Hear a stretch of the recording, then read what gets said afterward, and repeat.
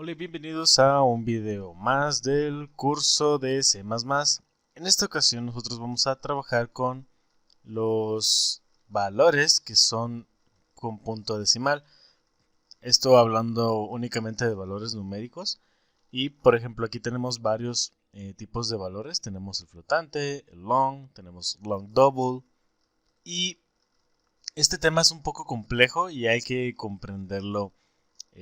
Bueno, al menos lo básico, porque es un tema muy complejo. Como bien sabe la mayoría de la audiencia que está viendo este video, C++ es caracterizado por ser un lenguaje que maneja muy bien la memoria y que los cálculos que se realizan en este lenguaje suelen ser muy precisos. Y esto es en gran parte debido a que existen distintos tipos de datos con los cuales nosotros podemos manejar distintas precisiones.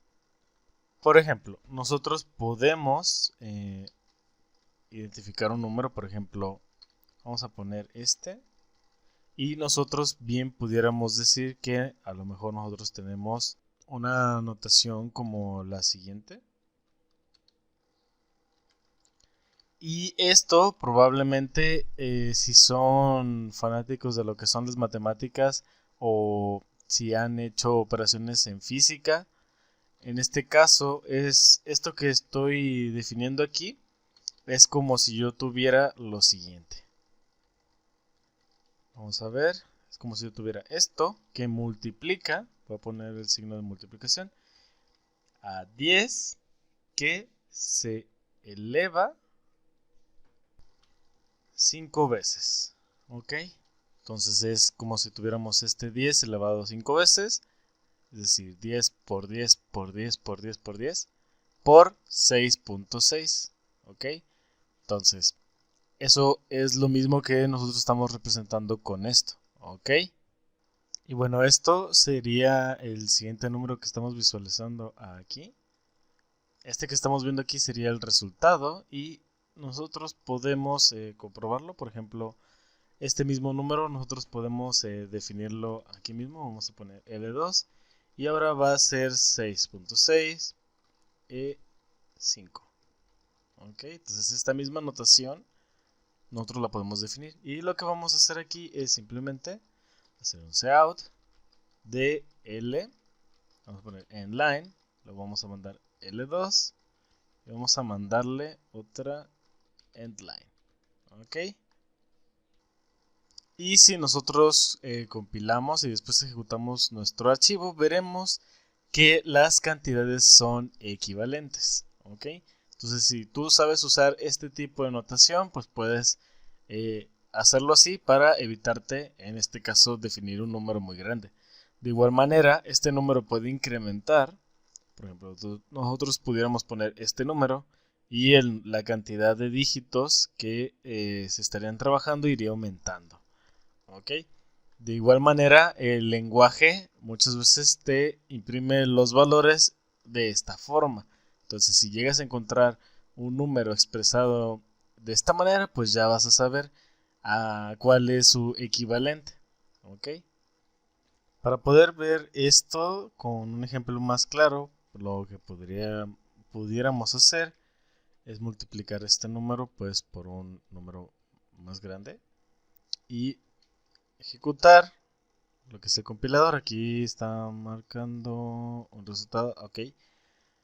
Voy a poner esto así porque se está haciendo una multiplicación de números muy grandes. Entonces vamos a intentarlo de esta manera.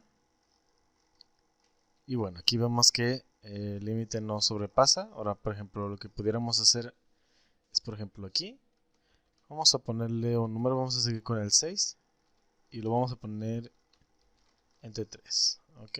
Aquí vamos a poner punto 0 para que entienda que es un punto flotante. Y vamos a después trabajar esta f que tenemos aquí que hace referencia al flotante y la vamos a multiplicar por un número bastante grande. Y en vez de imprimir todo esto, nada más vamos a poner lo que es f. ¿Ok? Como podemos visualizar, al imprimir lo que vale f, que es 60 entre 3, y luego todo eso, multiplicarlo por un número grande, veremos que obtenemos una notación como la siguiente. Y aquí es donde nos sirve conocer exactamente qué es lo que significa este tipo de notación. ¿Ok?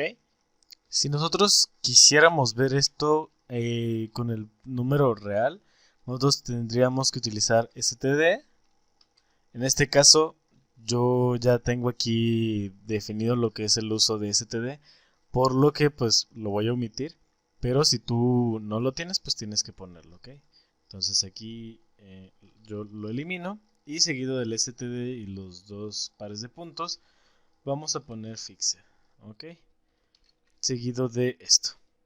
Al ejecutar el código que ven en pantalla, lo que pasa es que ahora en vez de darme esta notación, estamos viendo el número entero. Y si contamos los ceros, veremos que tenemos lo siguiente. Tenemos, por ejemplo, 1, 2, 3, 4, 5, 6. 6 y aquí tenemos un 6. Entonces ya te puedes dar cuenta de que si se respeta la regla que estamos viendo aquí. Es como si aquí tuviéramos el punto decimal y si nos dice que lo vamos a multiplicar por un 10 elevado a la 5, es como si nosotros moviéramos este punto decimal 5 dígitos. En este caso, como es positivo, pues sería a la derecha, ¿ok? Entonces sería algo como lo siguiente, lo moveríamos 1, luego 2, 3, 4, 5.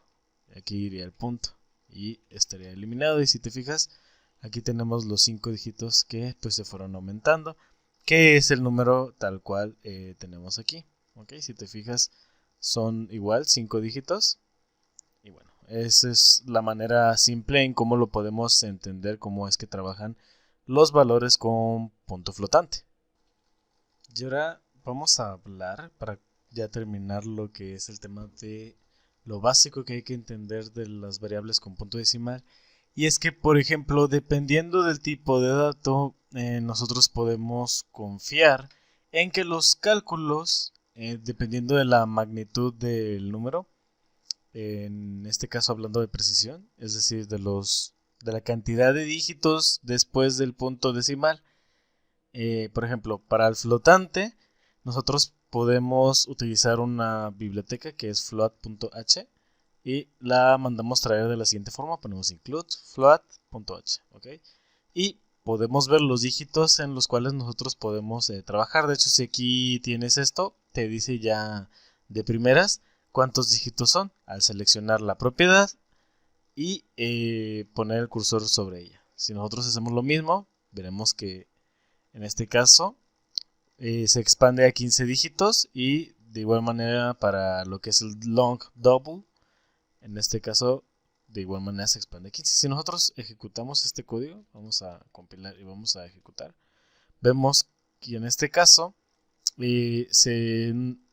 nos indica el lenguaje cuántos dígitos nosotros podemos confiar o trabajar, en este caso hablando de decimales. Obviamente, cada tipo de variable va a ocupar más espacio que otro, por eso es importante saber, ya sea si nosotros necesitamos usar un flotante, un doble o un largo doble para poder trabajar. ¿Okay? Entonces estas son algunas de las propiedades que podemos utilizar para poder conocer, en este caso, cuántas decimales vamos a trabajar. ¿Ok? Y recuerda que es con la biblioteca float.h.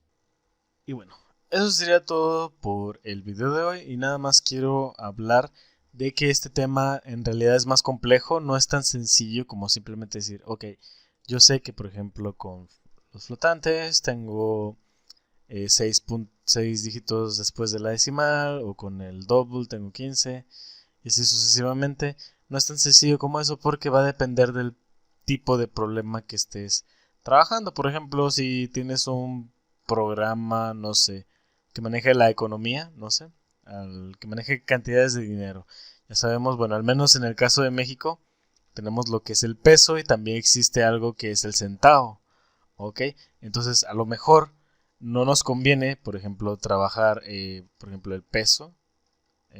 Por ejemplo, yo podría tener un integer, En este caso voy a poner A. Por ejemplo, puedo tener un peso, ¿ok?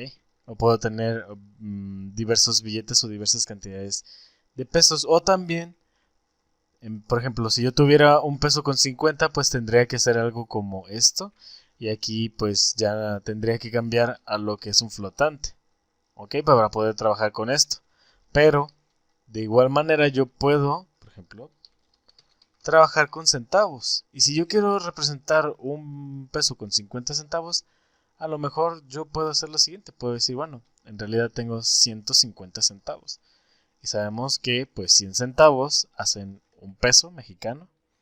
Y pues los 50 restantes pues vienen siendo el medio peso que nos queda, ¿ok? Entonces estas son diversas maneras que tú tienes que ingeniártelas para poder trabajar lo que son los problemas de programación que se te vayan presentando a lo largo de tu vida.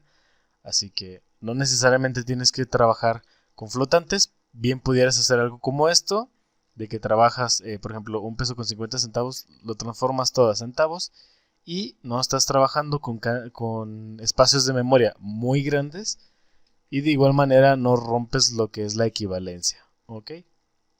Bueno, si quieres obtener más videos como este de manera gratuita, por favor suscríbete y dale like a este video para poder obtener más contenido educativo gratuito. Muchas gracias y nos vemos en la próxima.